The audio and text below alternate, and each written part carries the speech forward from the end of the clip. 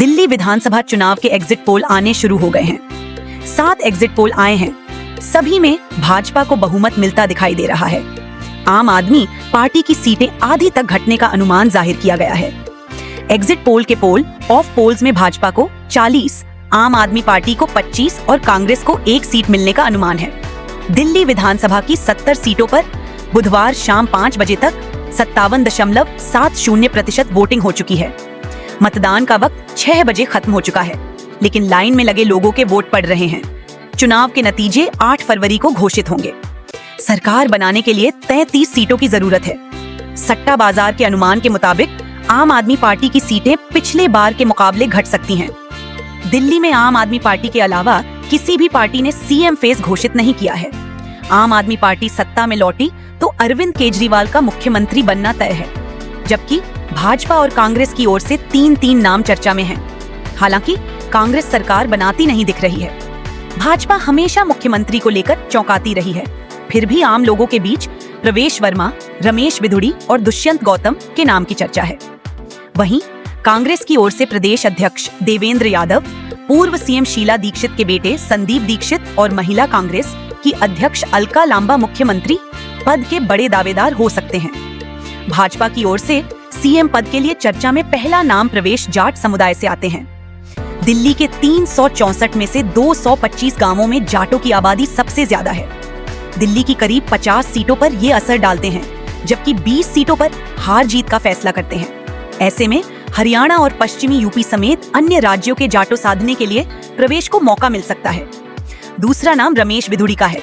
वे गुर्जर समुदाय से आते हैं। जाट के बाद गुर्जर समुदाय की आबादी दिल्ली में सबसे ज्यादा है। गुर्जर दिल्ली की 9 सीटों पर असर डालते हैं। इनके अलावा तीसरा नाम दुष्यंत गौतम का है। वे एससी समुदाय से आते हैं। देश में इस समय एक भी दलित मुख्यमंत्री नहीं है।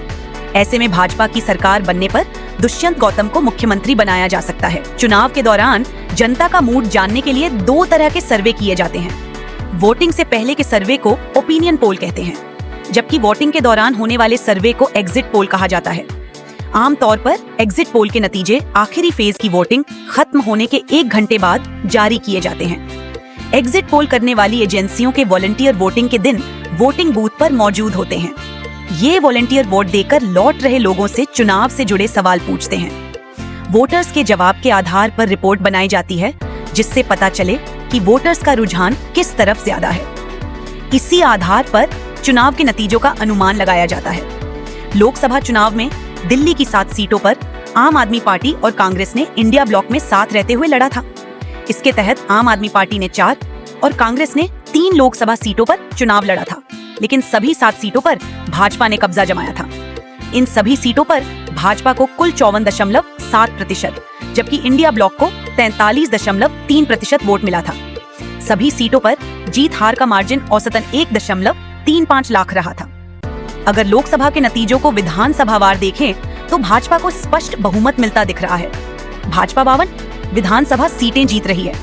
हालांकि 2019 के लोकसभा चुनाव में भी भाजपा ने 7 सीटें जीती और 65 विधानसभा सीटों पर बढ़त बनाई थी, लेकिन 2020 में हुए विधानसभा चुनाव में आम आदमी पार्टी ने 62 सीटें जीतने में कामयाब रही। वहीं भाजपा को सिर्फ 8 सीटें मिली थी।